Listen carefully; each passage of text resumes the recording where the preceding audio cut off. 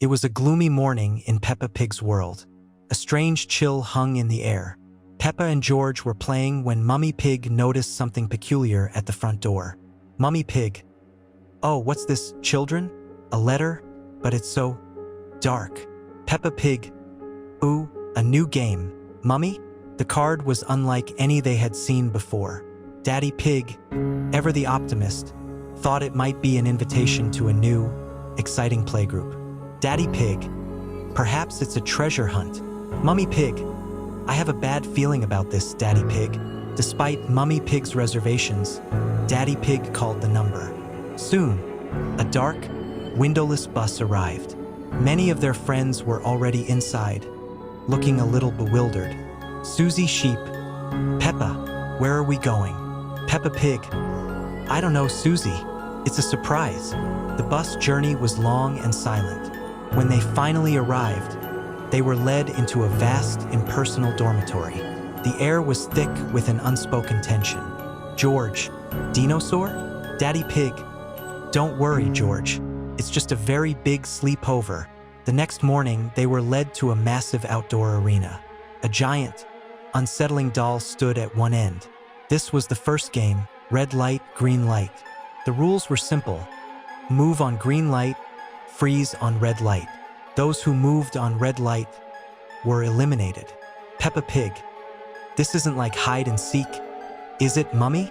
The doll's head spun around, its eyes glowing an ominous red. "Red light!" it boomed. A few unsuspecting players, still moving, stumbled and fell.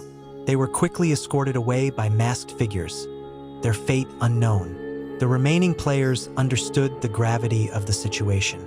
Danny Dog, "I don't like this game." The next game was the sugar honeycombs. Each player was given a delicate, brittle honeycomb shape. The task was to perfectly cut out the shape without breaking it. The pressure was immense. Rebecca Rabbit, "Mine's an umbrella. This is too hard." Mummy Pig, "Be very, very careful, darling." Peppa, with a shaky hand, began to meticulously trace her circle. The silence in the room was deafening, broken only by the occasional snap of a breaking honeycomb. The masked figures watched, their presence a constant, unnerving reminder of the stakes. Peppa Pig, almost. The third game was a terrifying tug-of-war. Two teams, suspended high above the ground, pulled with all their might. The losing team would face a perilous drop. Daddy Pig, with his usual bravado, tried to rally the team. Daddy Pig, "Pull, everyone, pull, for the glory of Peppa Pig." George, "Oink, oink." The rope stretched, groaning under the immense strain. Peppa and her family, along with their friends, pulled with every ounce of their strength. The masked figures on the opposing team seemed impossibly strong, their movements precise and unyielding. The platform swayed precariously. Mummy Pig, "We can do this. Together." The next challenge was the glass bridge. Players had to choose between tempered and untempered glass panels. One wrong step meant a terrifying fall into the darkness below. The tension was palpable as they approached the treacherous path. Peppa Pig, "Which one, Daddy?" Daddy Pig, I don't know, Peppa." With a deep breath, Peppa took a leap of faith onto a panel. A faint crack echoed through the air, but it held. The relief was short-lived as the next choice loomed. Each step was a gamble, each decision fraught with peril. Mummy Pig, "Oh, my brave little Peppa." Finally, they reached the last game, the Squid Game, a familiar playground, but twisted into something sinister. Peppa and her family, weary but determined, stood ready to face their final opponents, the masked figures themselves. Peppa Pig, "We can do this, family." Daddy Pig, "For home and muddy puddles." The air crackled with tension. It was a battle of wits and agility. Peppa, usually so innocent, found a newfound determination in her eyes. The masked figure, unreadable behind its disguise, stood motionless, waiting for the signal.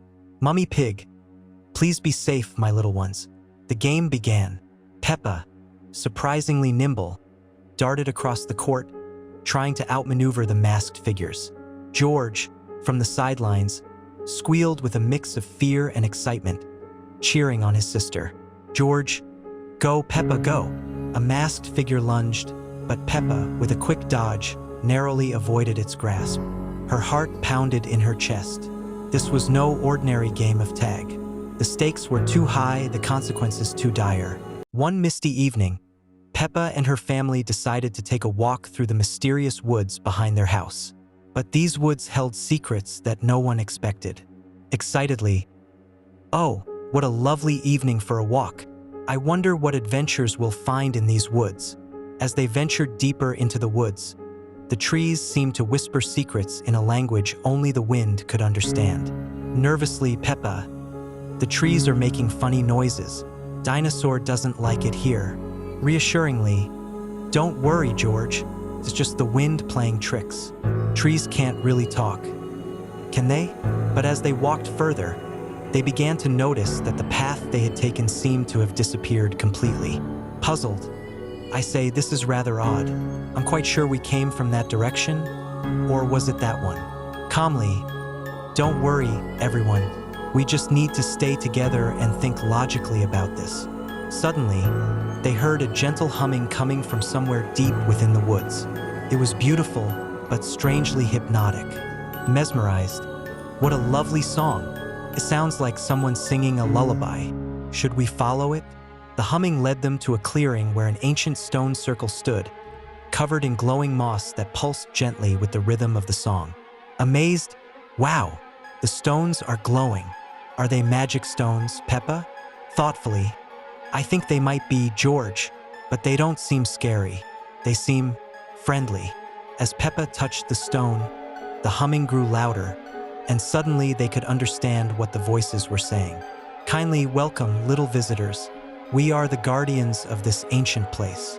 We've been waiting so long for someone to find us." Delighted, "Oh my, you're real forest spirits. Are you the ones who've been singing that beautiful song?" Warmly, "Yes, dear child. We sing to keep the magic of the forest alive. But we've been lonely for so very long."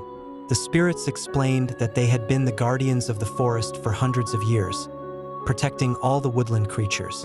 Understanding, "How wonderful! You've been taking care of all the forest animals all this time." Impressed, "This is absolutely fascinating. I had no idea such magic existed right behind our house.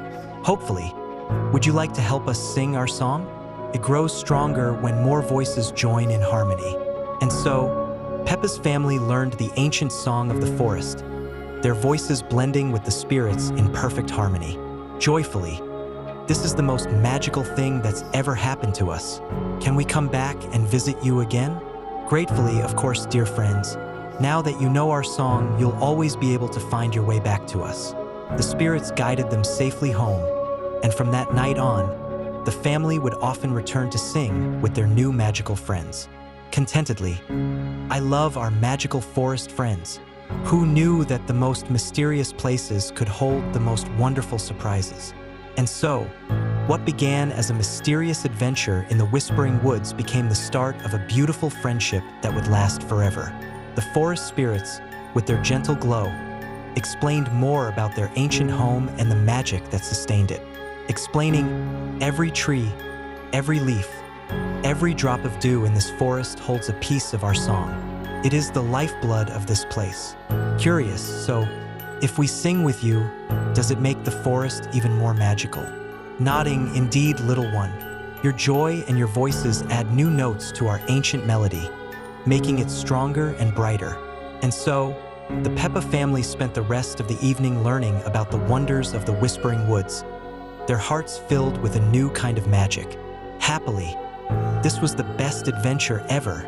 I can't wait to tell all my friends about the singing trees and the glowing stones." And as the sun began to rise, painting the sky with hues of pink and orange, Peppa and her family knew that their lives had been touched by something truly extraordinary. On a sunny day, Peppa Pig and her friends were playing in the park. But today, an unusual game awaited them. A very unusual game indeed. How fun! I love playing with friends. Suddenly, the ground trembled, and from beneath the earth emerged a huge, terrifying playground. Instead of swings and slides, There were strange geometric shapes and a giant doll. "What is that?" A mysterious voice echoed from nowhere, inviting them to participate in a game. A voice that promised incredible fun and prizes. "Welcome, little friends. Would you like to play? The winner gets everything they wish for." "A game? I love games. What are the rules?" The first game was red light, green light, but the doll watching them looked very sinister. "When I sing, you can move, but when I stop, you must freeze. Anyone who moves is eliminated." The children began to play, but fear paralyzed their movements. The doll turned its head, and its eyes seemed to watch everyone. Emily Elephant accidentally moved. The doll immediately noticed. Emily didn't disappear, but her eyes became empty, and she mindlessly wandered toward the exit. "I lost. What happened to her? This isn't fun." The next game was Sugar Honeycombs. Each child received a candy with a carved shape. They had to cut out the shape with a needle without breaking it. "You have 10 minutes. If your shape breaks, you lose." Peppa had a simple shape, a circle, but Daddy Pig had a complex umbrella. He was very nervous. "Oh no, this is too difficult. My hooves are too big for such delicate work." Daddy Pig broke his shape. His eyes also became empty, and like Emily, he wandered toward the exit. Daddy Pig, no. The third game was Tug of War, but instead of standing on the ground, teams stood on high platforms. The losers fell into a dark, bottomless pit. Pull with all your strength. The losers will disappear. Peppa's team was weaker. They began to lose. The platform beneath their feet cracked. "I don't want to fall. I'm scared." At the last moment, Kylie Kangaroo, thanks to her strong legs, made a powerful pull, and their team won. The losing team screamed as they fell into darkness. They fell. The fourth game was marbles. Each player received 10 marbles. They had to take all marbles from their partner without using violence. Deceive, outsmart, but cause no harm. The loser is eliminated. Peppa played against her best friend, Susie Sheep. They didn't want to play against each other. "Peppa, I don't want to play. Let's just give away the marbles." "No, Susie, we must think of something." Peppa came up with a plan. She suggested playing rock, paper, scissors for all the marbles. Susie agreed. Peppa won. "I lost. Goodbye, Peppa." "Susie, no, come back." The final game was the glass bridge. 2 parallel bridges made of glass panels. Some panels were tempered glass, others were regular. They had to guess which panel to jump on. One wrong step and you will shatter. Only Peppa and George remained. They had to cross the bridge. George was very afraid. "Peppa, I'm scared. I don't want to." "Hold on to me, George. We'll do this together." Peppa, using her intuition, led George across the correct panels. They almost reached the end, but the last panel was a trap. The host had lied. Both panels were fragile. Suddenly, the entire world around them began to melt. The terrifying playground, the doll, the voice, everything disappeared. Peppa and George found themselves back in the park, on their normal playground. What was that? Was it just a dream? Next, in the beautiful and carefree Peppa Town, where every day was filled with joy and laughter, a morning dawned, no different from any other. Peppa and George, as always, were enjoying their favorite games, unaware that this day would bring something completely new and inexplicable. But as the sun rose higher and the shadows lengthened, a strange feeling began to hang in the air. A slight chill ran down the spines of Peppa Town residents, though the weather remained warm and pleasant. Suddenly, in the midst of their carefree play, Peppa and George heard something. A barely audible whisper that seemed to come from everywhere and nowhere at once. It was like a gentle breeze, but at the same time, it carried something unsettling. The whisper grew louder, turning into an unintelligible murmur. It seemed to call them, beckoning them deeper into the forest, where the shadows were thicker and light penetrated with difficulty. The children felt an inexplicable pull towards this strange sound. And then, from behind the trees, it appeared. A tall, thin figure whose limbs seemed unnaturally long. No face was visible, only a black void that seemed to absorb all the light around it. Peppa and George froze, their hearts pounding. The figure slowly, almost without moving, extended one of its long, bony arms towards Peppa. It seemed to want to touch her, but not with the intention of harming, but rather with some strange, incomprehensible curiosity.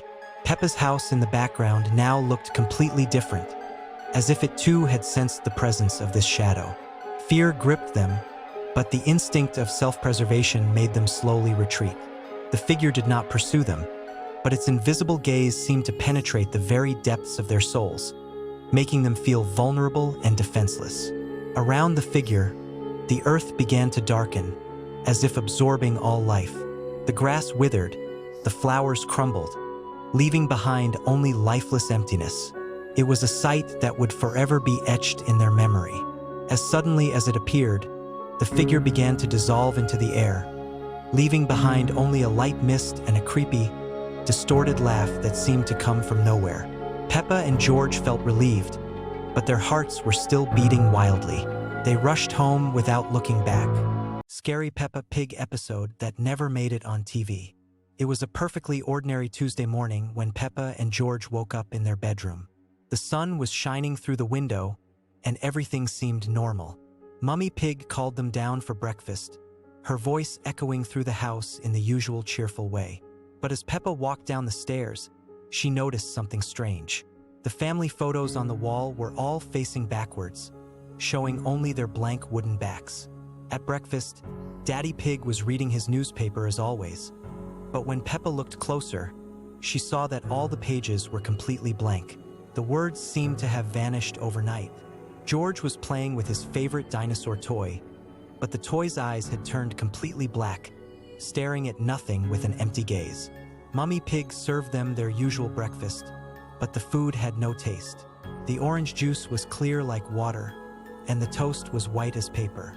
When Peppa tried to speak, her voice sounded distant and hollow, as if it was coming from somewhere far away.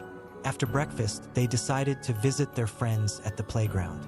But as they walked through the town, Peppa noticed that all the houses looked exactly the same. Every door was painted the same shade of red, every window had identical curtains, and every garden had the same flowers arranged in perfect rows.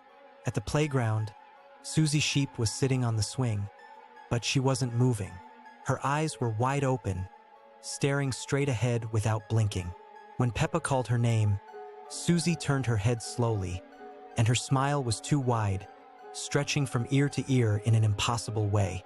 Pedro Pony was at the slide, but he was sliding up instead of down, defying gravity as he moved backwards up the smooth surface. Rebecca Rabbit was spinning on the roundabout, but she was spinning so fast that her features became a blur, and a strange humming sound filled the air. The sky began to change color, shifting from blue to a sickly yellow, then to an unnatural green. The clouds moved in perfect geometric patterns, forming shapes that hurt to look at directly. The sun appeared to be getting closer, growing larger and brighter until it filled half the sky. Peppa tried to run home, but every street led back to the same playground. No matter which direction she went, she always ended up in the same place. George had disappeared somewhere along the way, and when she called his name, only her own voice echoed back, distorted and strange. The other children at the playground began to gather around Peppa, their movements synchronized and unnatural. They all had the same too-wide smile, and their eyes reflected the strange green light from the sky. They began to speak in unison, their voices creating a haunting chorus that seemed to come from everywhere at once. As the voices grew louder, Peppa realized that she couldn't remember how she had gotten to the playground, or even what day it was. Time seemed to be moving in circles, and every moment felt like it was repeating itself. The familiar world of her childhood had become a maze with no exit, where nothing was quite as it should be, and every friendly face hid something unsettling behind its smile.